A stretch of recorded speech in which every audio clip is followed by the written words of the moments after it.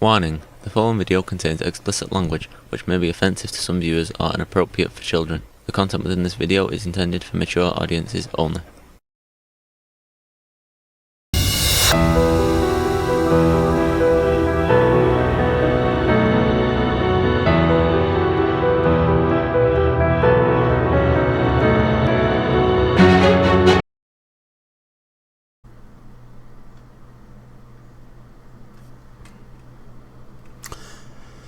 Hello and welcome to this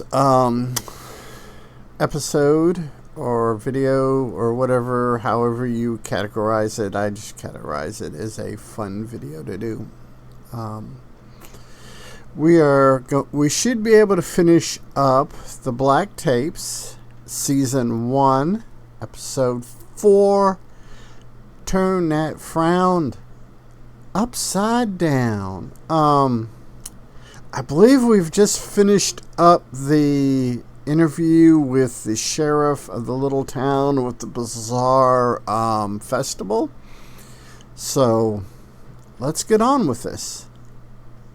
Recording away for analysis, but Strand didn't think he was going to find anything technically wrong with the video of Fiona de Nevers. Was it just a young woman having a heart attack? Who is the strange figure in the video, and why didn't they stick around to help? Because if they did, it would be a very short episode. Did Wilson Pepper hire somebody to dig up 2 graves just to launch the most ridiculous and creepy festival in Washington? They talk about it being this creepy and disgusting and all, but,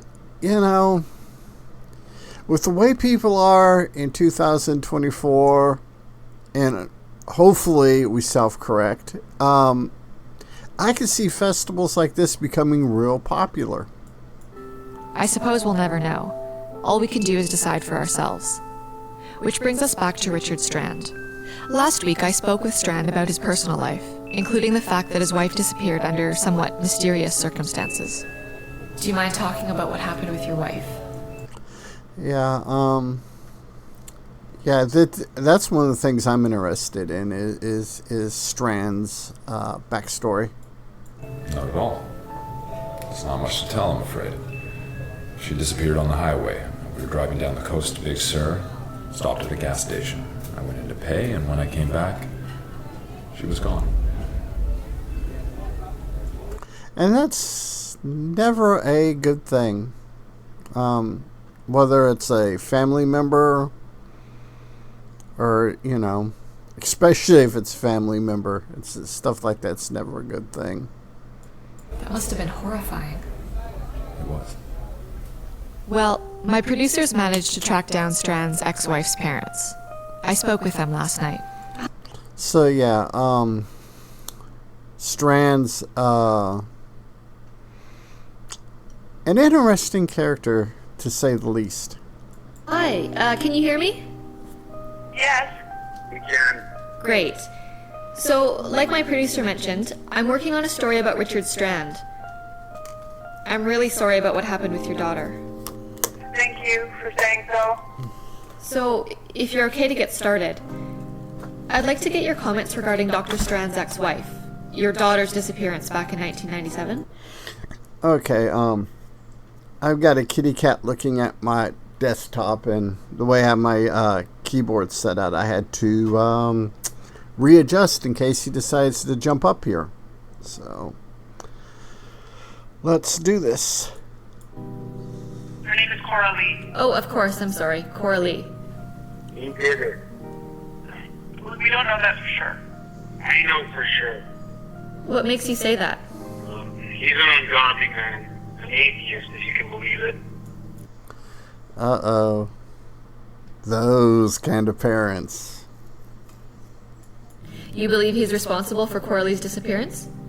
Her murder. Lawrence! Uh-oh. We're getting into some family drama here. What? We don't believe she's dead. You think she might still be alive after all these years? We got a postcard a couple of years ago. You have the wrong address. You think the postcard was from your daughter? Oh, Coralie's handwriting. It's printed, not written. I'll get it. postcard is nonsense. They had the wrong address. You know, his own... Yeah, kitty cat done jumped up here. I don't know if you can see him on camera. I can't even see the camera. So, yeah, we're doing this. We have kitty cat tail. own daughter thought he did it. Charlie? That's right, Charlie. She had enough sense to get as far away from him as soon as she could. I suggest you do the same. Huh. Now, looks like people are going to be crazy and do all kinds of really weird stuff. Sorry about that. I had to pause the video recording while my feline buddy here got comfortable. So let's get back into this thing. Here it is. She's not interested in your ridiculous theories, June. She's interested in the facts. You know who you sound like? A person who makes sense. You sound just like him.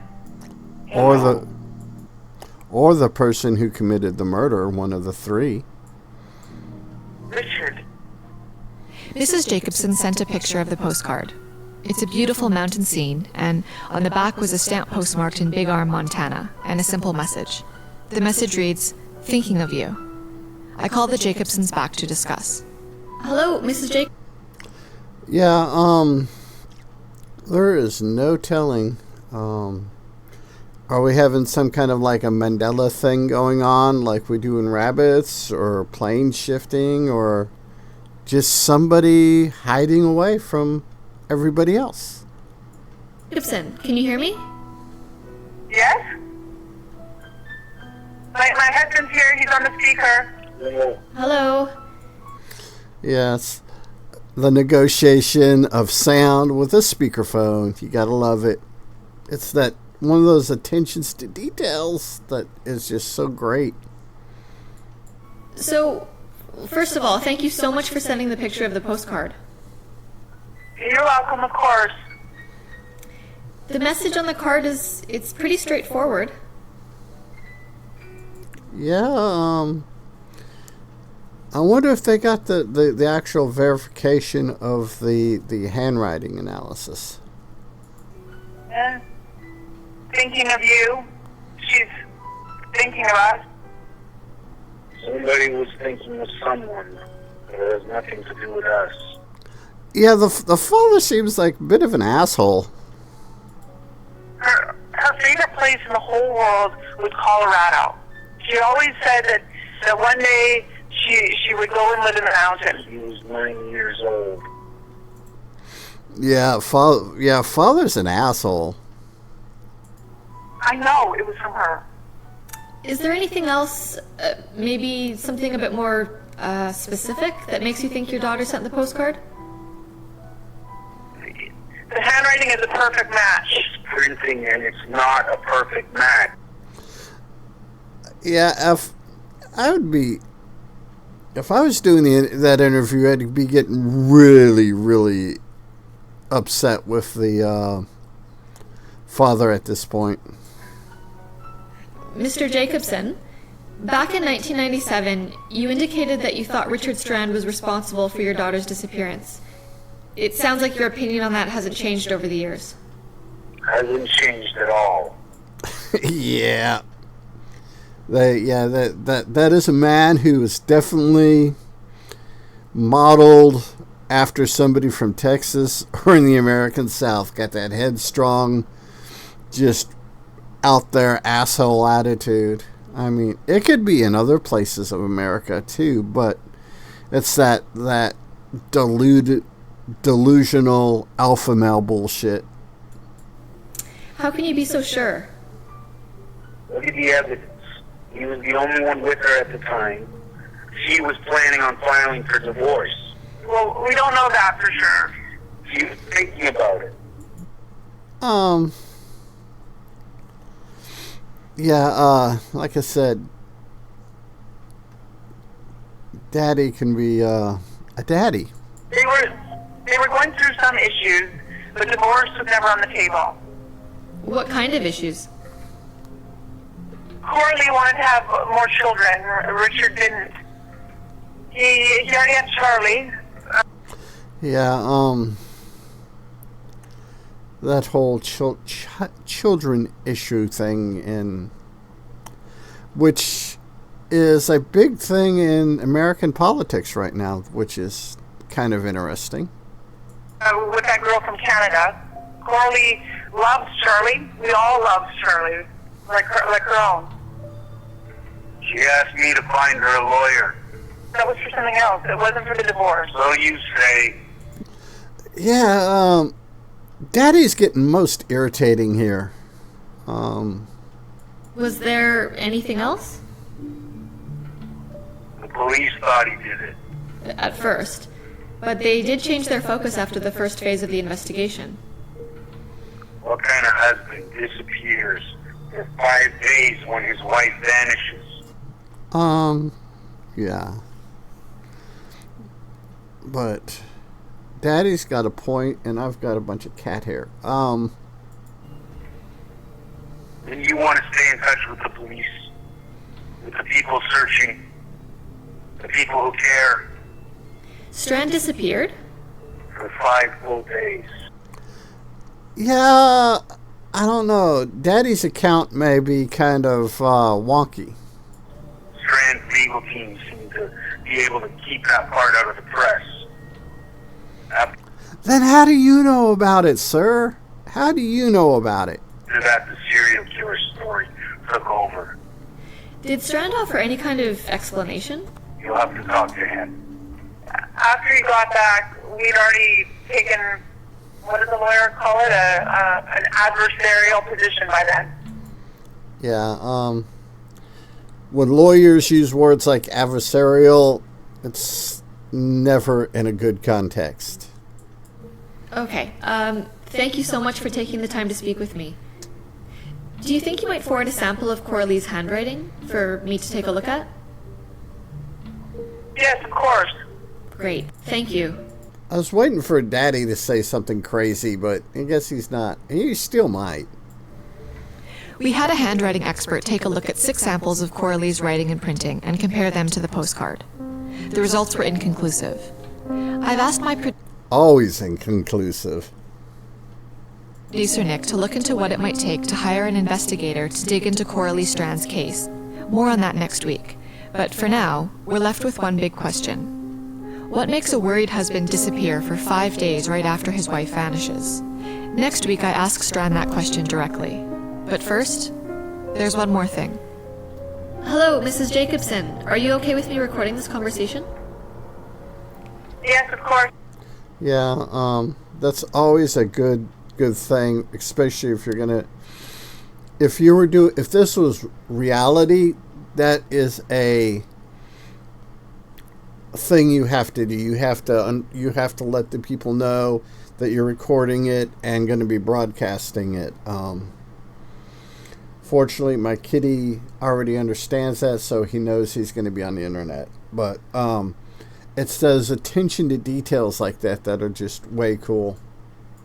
I was speaking with Mrs. Jacobson, guiding her through the scanning and emailing of her daughter's handwriting samples, when she provided some additional information regarding Strand's disappearance and what followed. It's hard to say. That there were so many things that seemed confusing at the time. Well, why do you think he disappeared for 5 days?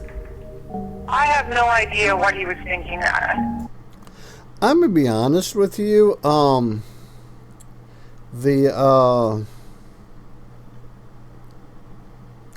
Me, if it was my spouse that disappeared like that, my wife disappeared, I would probably crawl into a bottle of Gentleman Jack or some Jose Cuervo for a week, just easy, and kind of disappear that way.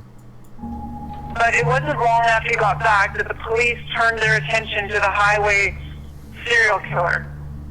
And by then we had Charlie to worry about. Charlie? Charlie Strand? Yes. What happened with Charlie? She showed up on our doorstep a couple of days after her father got back. Asked if she could stay with us for a while. Did she say why or what happened? She She wouldn't talk about it. Yeah, that happens sometimes in life. She told us she didn't have a father anymore. Now that's an interesting wrinkle.